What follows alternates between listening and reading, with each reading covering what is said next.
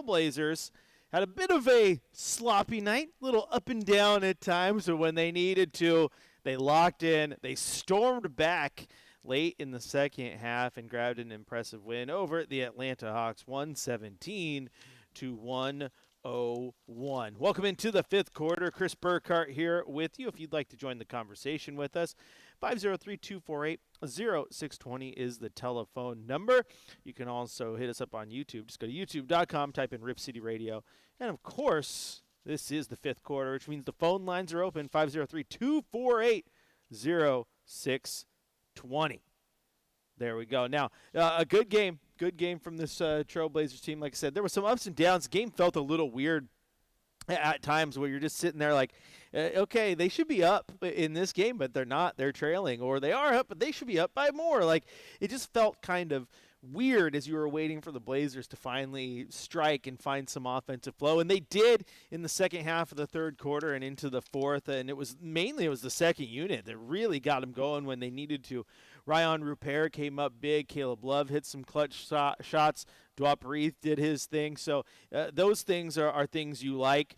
And it's the basketball, right? Sometimes you're not going to win wire to wire. It's going to take a minute. But overall, I thought the game ended up being pretty good. And as one of our texters already says, I gotta like you gotta like how you called it about Donovan Clingan needing to be aggressive on the boards. And yeah, this is a team in the Atlanta Hawks that doesn't come in and rebound incredibly well. So if you were the Blazers, I was looking at the offensive boards being a key in this one, and the Blazers grabbed 16 of those. Donovan Clingan led the way with 6 of them. So that's awesome to see. And then, of course, Rayan Rupert, again, as one of our texters already pointed out, back-to-back 13-point games for Roops. I'm buying a lottery ticket tomorrow. So, yeah, you might want to do that. Just kind of funny. Makes me laugh. I want to buy a lottery ticket, but I don't think that I have any luck at all. And Brendan, I know you're listening. The answer to your question is yes, I do have call screener. It was just easier than texting back.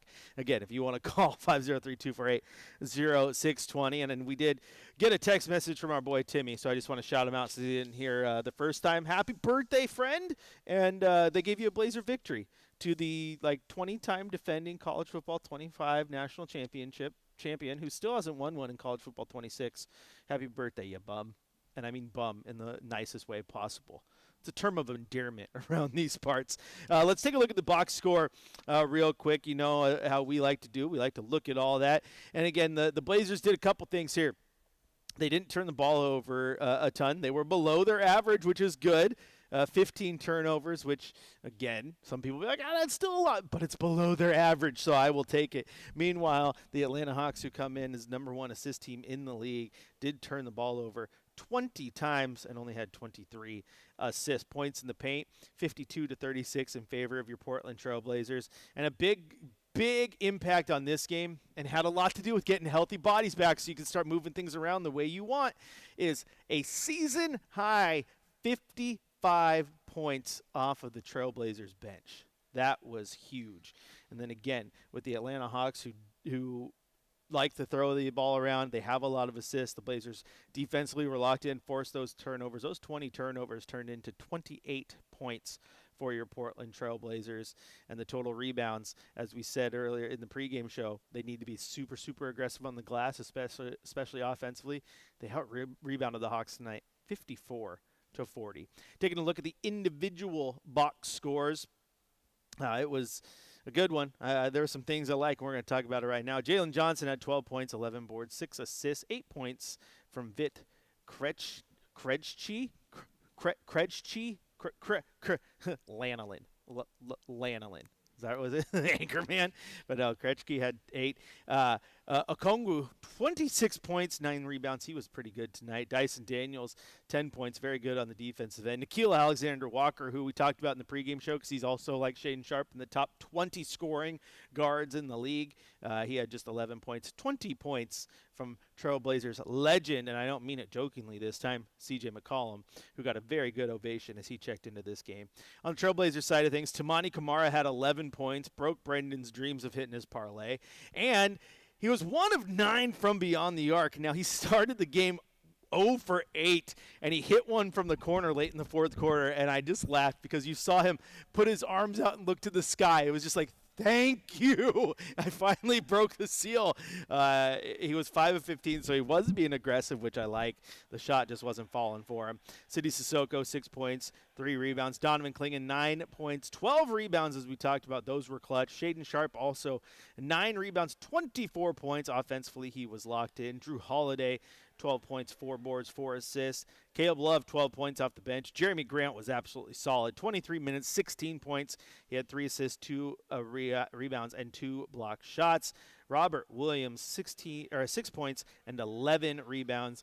And as we talked about earlier, Ryan Rupert, 13 points, 3 rebounds, 2 assists, 3 steals. He was all over the place, and he was 5 of 7, so he's very efficient with what he was doing on that side. Loved the game from him. Absolutely clutch there in the fourth quarter. Once again, the Blazers do all that and grab that win, 117-101. If you want to join the conversation, 503-248-0620 is the telephone number, where we go out right now to Jack in Portland. Jack, welcome into the fifth quarter. What do you got for us?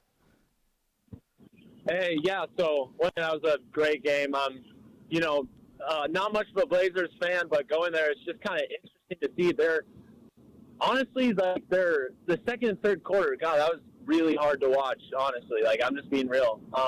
But, gosh, that was amazing how they pulled away during that fourth quarter. And I was kind of disappointed, and I know I'm probably going to get blamed for this, but Young Hansen, man, I wish they played him more. I think he's honestly, like, an underrated player. And, yeah, recently he's been a hit or miss in some games he's played. But maybe tonight, could have helped him. But, honestly, I think he's an underrated player.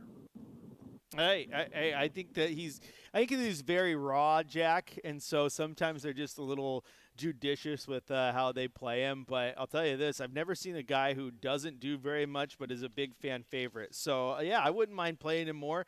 Tonight I think they went with Dwap Reith just because they needed someone to space that floor and hit some threes. Now, he took a lot, didn't make a lot, but I understand why they did it. But you wouldn't be alone. It wouldn't be a hot take. You definitely are not alone when you say you want to see Young Hansen more. Yeah, I would say it's a hot take because a lot of my friends say he's not as good as people think he is. And honestly, in some cases you could see that, but it's just all about development. It's really about developing these players and getting them to where they need to be. And I think Hansen, he could be there. It just takes time, and you got to trust that. But yeah, it made sense with who they played tonight. And once again, I'm so used to not having a mid-game slum where it's the second, third quarter, like I said, hard to watch, a lot of missed threes and stuff. And I was also almost at that point where it was oh boy, this is going to be a rough game to watch. And then that pull away was in the fourth quarter was amazing to watch. And if they didn't lose to Golden State, I think they could definitely be a potential solid playoff team. Definitely could. And I know there are plenty other Blazer fans out there who think the same, but yeah, what a game as a Blazer, not much of a Blazer fan, but once again, that was a crazy game. And yeah, I think that, like I said, they should have played him some more, and I'd like to see more of him in the future, but we'll see. Yeah, we absolutely will, Jack, and thanks for the call. And for someone who says they're not a big Blazer fan, I appreciate you listening to the fifth quarter, my man. Tune in. You like some hoops, that's good for me.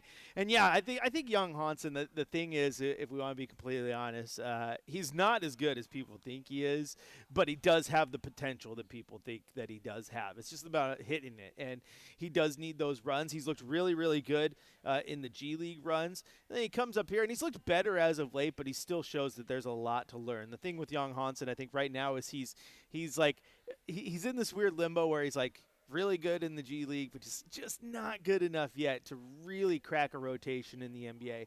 But you can also afford to slow play this thing because you got Robert Williams, got Donovan Clingan. You didn't draft Young Hansen to come in and be a massive contributor this year.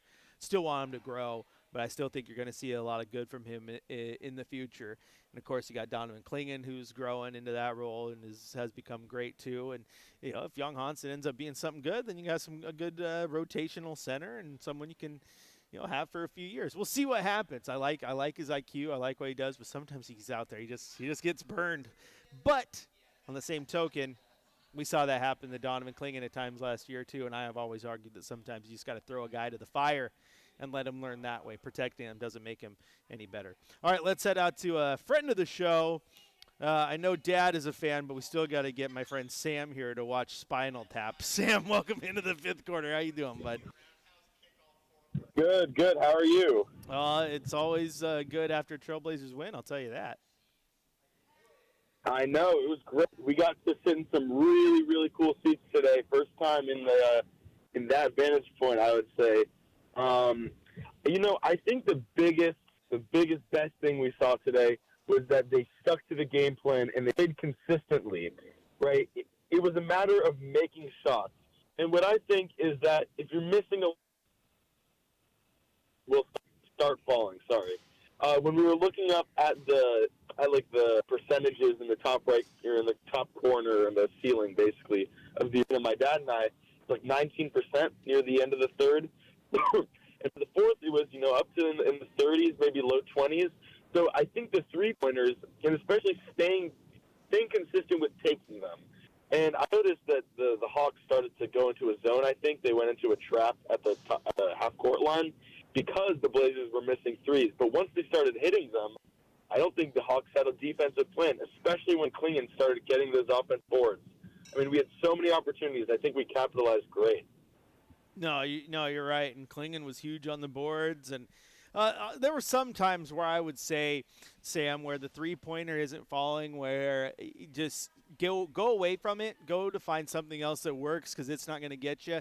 The thing with the three-point shot tonight that was just a little bit different to me is they weren't taking bad shots. Like Dwop missed. It was a great shot. Yeah, he missed his first 4 3-pointers, but they were all good looks. And Tumani Kamara, like I said, he started 0 for 8, but they were good looks. And you want to be able to get through that slump and hit those. Coach will live with you missing a shot that you should take. It's when a coach will get mad is when you had no business taking that shot and then you missed it and it hurts the team. So you're right. I think on a night like tonight, trying to stick to it and figure it out and get through the bad stretch there was important to that run late.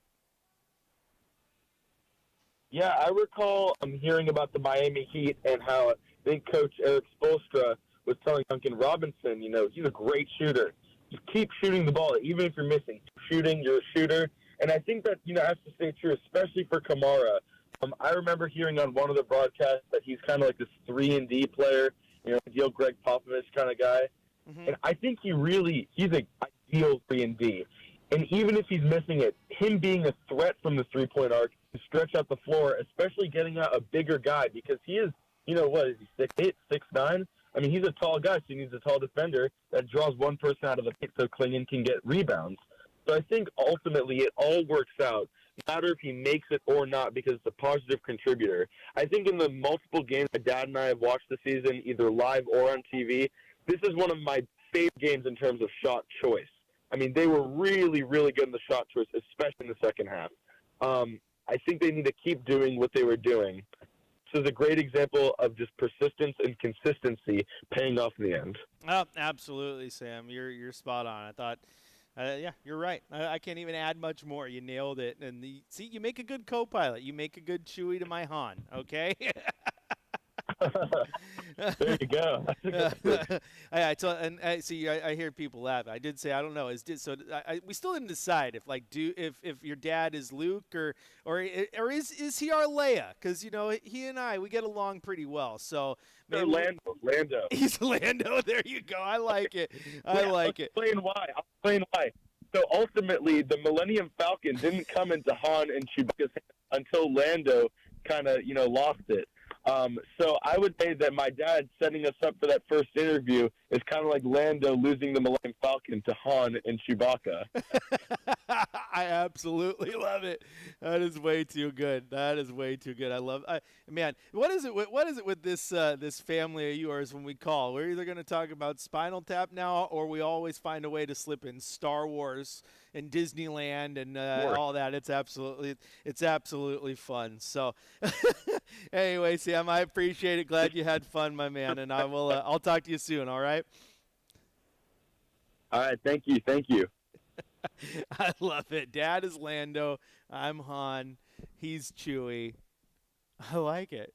I like it. Like Star Wars, man. Star Wars is awesome. If my buddy Keith is listening tonight, I know he's digging that. He's probably working up a text right now to actually tell me why I'm actually not Han Solo in this. I'm nowhere near it. I'm probably the Jar Jar of the group. Like you know how it is. He's gonna pull some deep pull. You're actually this character that's only available in the novels. He's not in any of the movies, but this is the one that reminds you or reminds me about you the most. Oh, Star Wars. It's absolutely funny. All right. So, anyway, this is the fifth quarter. I'm your host, Chris Burkhardt. If you want to join the conversation and laugh with us, 503-248-0620 is the telephone number. You can also go to youtube.com, type in Rip City Radio. Join the chat there, or, of course, text us. Hit us up on the text line, 88528. We're going to take a quick break. When we come back, going to hit you with our drive of the night, our shot of the night, and stuff. Coach's Corner and a game ball to hand out. All here on your home of the Blazers, Rip City Radio, 620.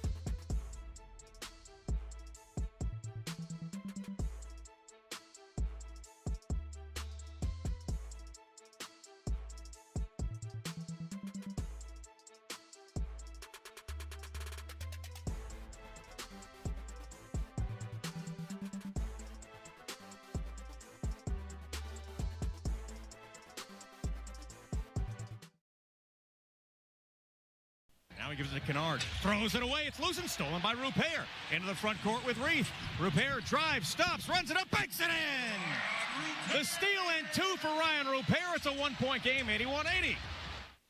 Welcome back into the fifth quarter. Chris Burkhardt here with you, breaking down this victory over the Atlanta Hawks tonight. And after my friend Sam just called in, we started talking about Star Wars. He said that he's earlier. He's like, "Do you need a co-pilot? I'll be Chewie. You could be Han." And we made Star Wars references, and it just made me think of this song. So I had to bring it to the fifth quarter.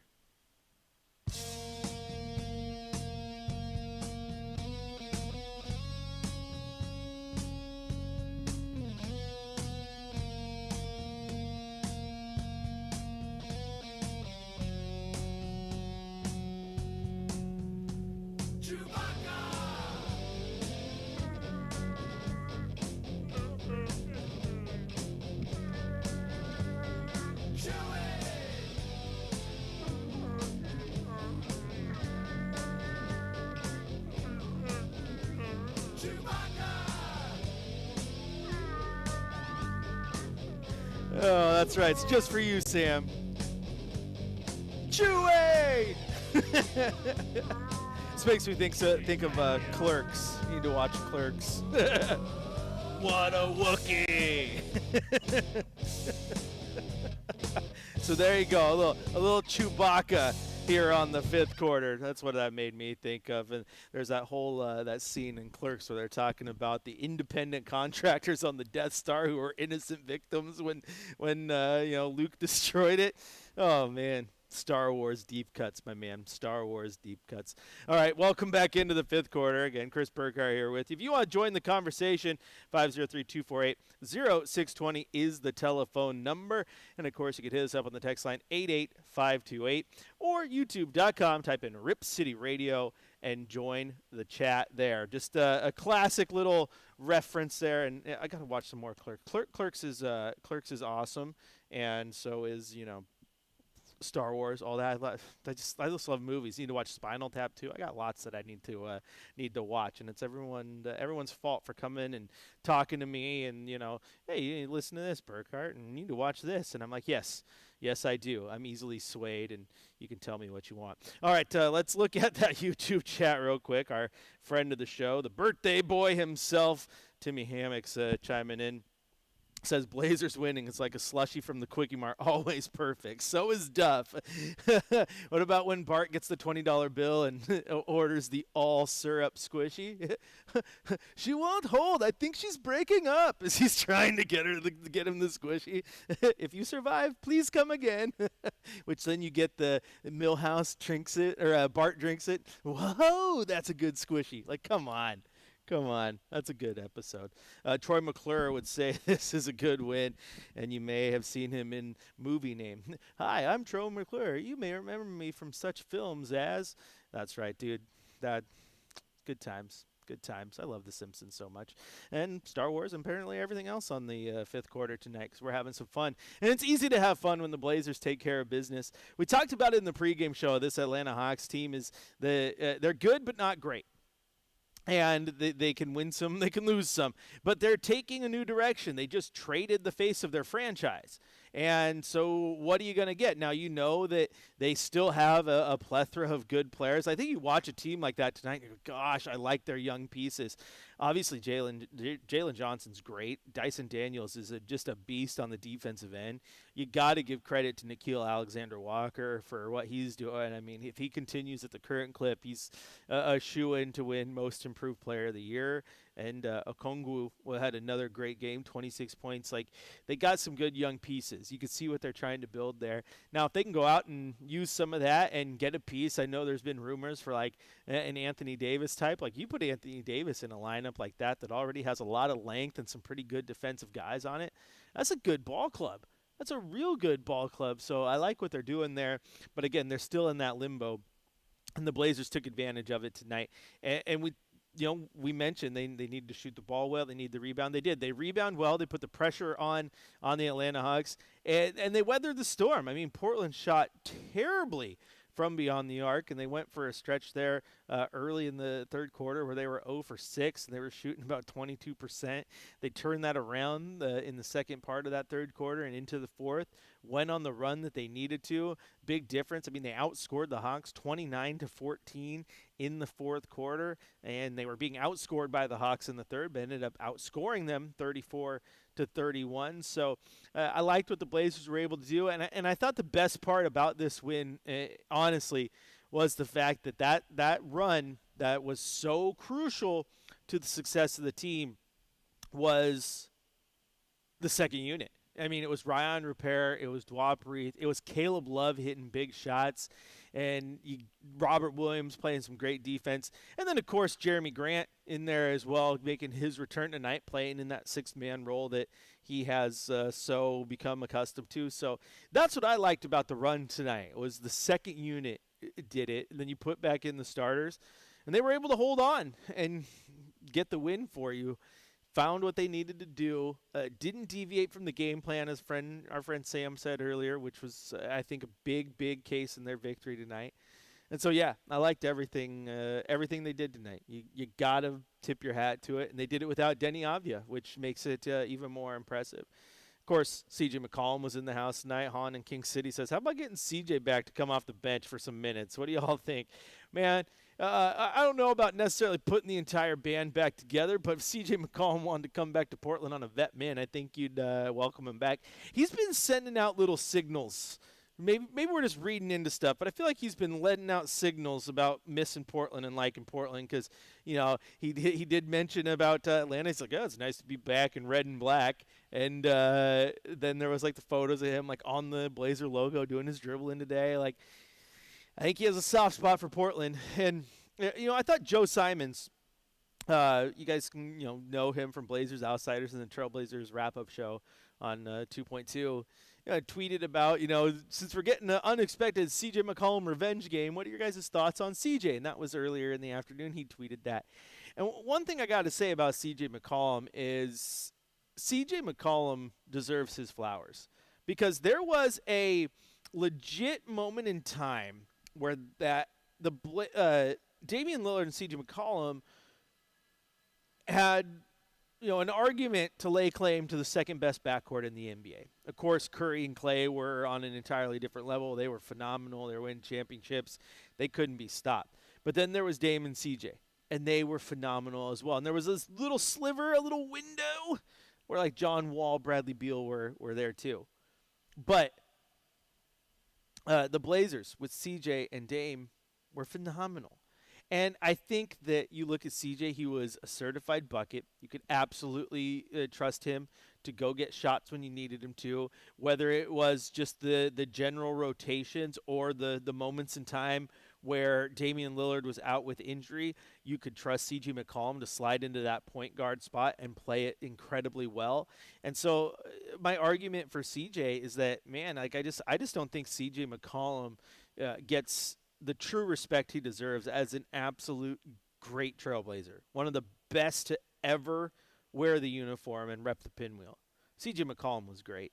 So, yeah, if you wanted to bring C.J. McCollum back on a vet min to get a couple minutes off the bench here and there, I would take it.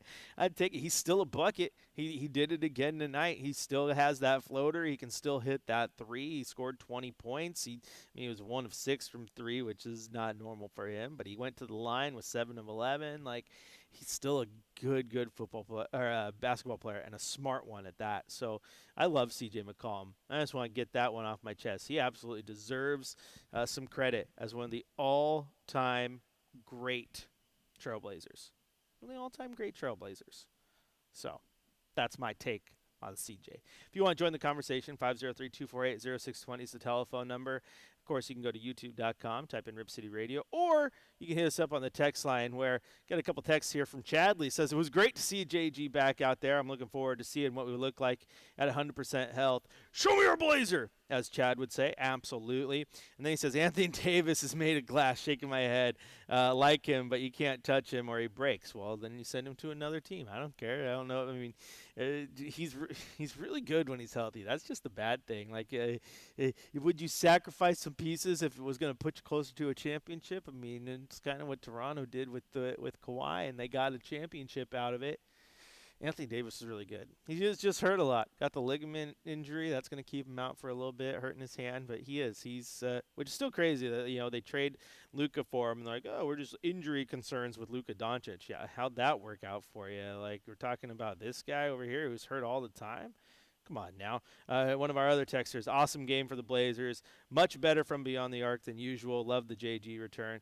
And, I mean, they necessarily weren't better from beyond the arc. They struggled mightily. But I want to go back to Sam's point. They had open shots, and they were within the scheme of what they were trying to do. I actually didn't think there was very many poor shots from that perspective, like the fact that they took care of business on that end, which is absolutely what you have to do. That's what you want to do, and you have to do if you're the Blazers, and they did it. So, have some fun with that.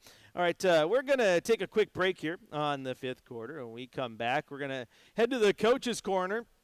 And, of course, we'll hand out a game ball. But real quick, I got to point out that, we've made Star Wars references and we've made Simpsons reference. So it's best to do one in intertwined, put it together. If you remember when, Spock was debuting the monorail, and this is what Mayor Quimby had to say.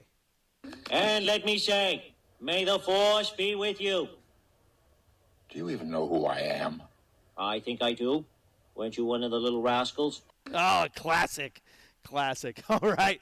We will live long and prosper. There's a shout out to the Trekkies as well. But also, we'll make sure the Force is with you. And the Force tonight was your Portland Trail Blazers as they grab a 117-101 victory over the Atlanta Hawks. We're going to take a quick break. But before we do, it's time for your shot of the night.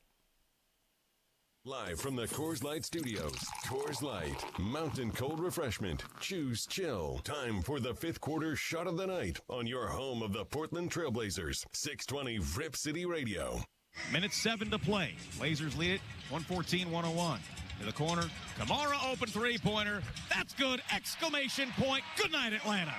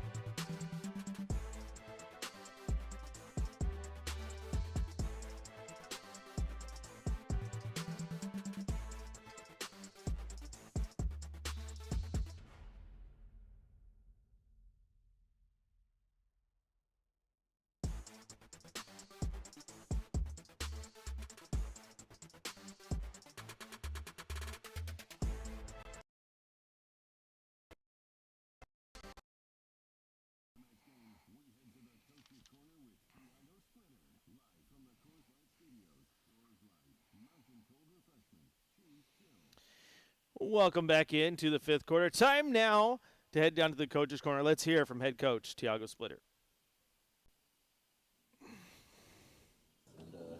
Pull away a little bit at the end. Yeah, I think especially that group that was there at the end of the third, with Rob, Broops, Caleb, they really, brought some energy, some pop defensively and offensively. They brought us back to the game and literally won the game there. After that, we just kind of managed the scoreboard and, brought Drew back, Jeremy, just the vest there just to finish the game. But mainly that energy from that group. What do you think of Jeremy, how he looked in his first game back? How do you think Jeremy looked in his first game back? I think he's not there yet the way he left, but 16 points in 23 minutes after being out, I don't know how many days is for me. I take it every day. He's just, guy that will find a way to score, to be effective, to defend, McCollum, Johnson, and just, he'll give you most of the nights like this, and that's why we miss him. What impressed you about Roops' performance tonight? I think he was aggressive. He was not shy on both ends. He shot the ball well. Got a couple steals. He always do that. On defense, he's almost perfect. He's always, pursuing on screens and getting over pick and rolls, and he's pretty good at that. And whenever he makes shots like today, and he was aggressive offensively, it's outstanding. Did he earn some longer time in the rotation in the fourth quarter because of how he was playing? Is that Definitely. Coach, you said you were able to bring some vets in down the stretch. It's been a long time since you were able to say something like that. Can you just speak to that and what it was like having those guys at the end there? Yeah, I mean, this is another thing. Kudos to St. Andrews that is doing the minutes. It's hard. Got to do math there. When they play, when they not, when they rest, and matchups. So I got to give credit to Saint that did a great job. And again, you have the vets there. You finish the game. They know how to finish the game. They take good shots. Don't turn over the ball.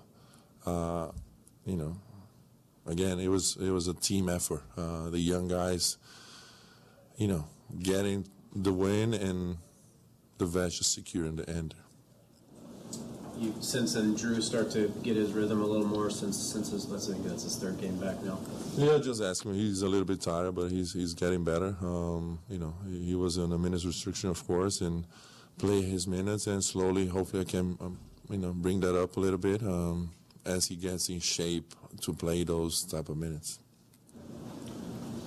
Coach, first win of the season without Danny Avdia. What does it mean for the guys to get this kind of job without Danny? And also, did the kind of style change, do you think, with Danny being out? A little bit, yeah. I mean, the way that Danny plays, that draws so much attention changes. We had to do some stuff differently tonight, but we still miss Danny. Danny is a big part of our team. Not sure when he's coming back. Hopefully very soon. But we miss him. And it's hard to get W's without him. Who is the MVP tonight for the Trailblazers? It's time for Game Balls on Fifth Quarter. Live from the Coors Light Studios. Coors Light. Choose chill. Welcome back into the fifth quarter. There you heard from head coach Tiago Splitter. Time now to hand out a game ball, and who does the game ball go to? It's clear cut. For me, I gave it to Drew Holiday when he was back. I got to give it to Jeremy Grant when he was back. 16 points off the bench, filling that role. The bench had a season-high 55 points. If I was giving out co-game balls, I got to give one to Roops. Roops looked incredible, so he gets some love too.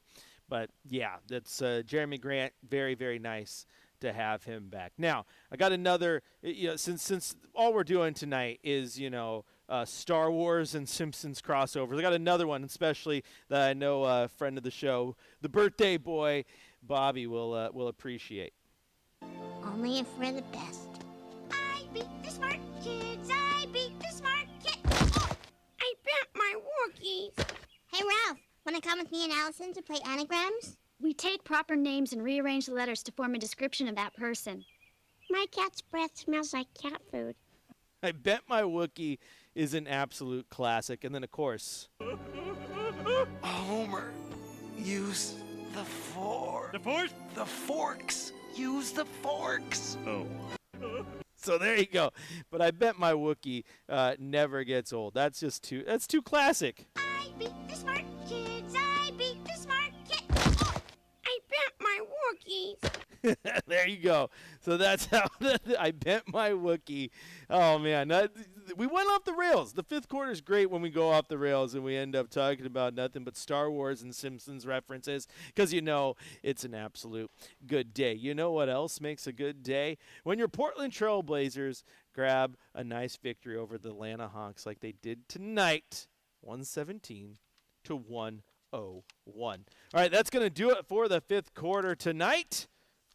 We can stall. I can exit nice and slow, so Brendan's timing is perfect. He has the song lined up because, I think, 56 is probably about the time where it just lines up perfect for him. Producer stuff. But the Blazers, they played their hearts out tonight without Denny Avdia. Got a couple guys back with Drew Holiday playing his third game. And then Jeremy Grant playing his first game back after missing a handful of games. Hopefully we start to get some updates on Matisse Thybulle, Scoot Henderson here pretty soon as well. Denny Avdia was listed as doubtful for this game. Keep in mind that both Jeremy Grant and Drew Holiday were listed as doubtful for the game before returning. So maybe this is just a precursor. Maybe he'll play one of the games this weekend. I wouldn't be upset, honestly, if they sat him through the weekend and then he returns. Because think about this. They got 2 games this weekend, Saturday, Sunday, and then they don't play again until Thursday. So if you sit Denny this weekend, and that's going to give him basically like the full 10 days to just relax and kind of get back ready, I don't think that's a bad thing. Will we see him on the Saturday? We shall see, because that's when the Blazers are in action next against the Los Angeles Lakers. Tip-off at 7 o'clock, meaning I will have Blazers game day for you starting at 5. Once again, final score for Moda Center tonight. Trailblazers 117. The Hawks 101. Shout out to Brendan for working his tail off back there. And shout out to everyone for enjoying the show and joining the chat with me tonight. You guys can be a co-pilot anytime you want, but Sam has got dibs on being my Chewbacca. I'm going to go home and fall asleep to watching Star Wars, because why not? All right, Rip City, thank you so much. Once again, Blazers back in action on Saturday. Tip-off at 7. I'll have game day for you starting at 5. Until then, I'll talk to you next time, Rip City.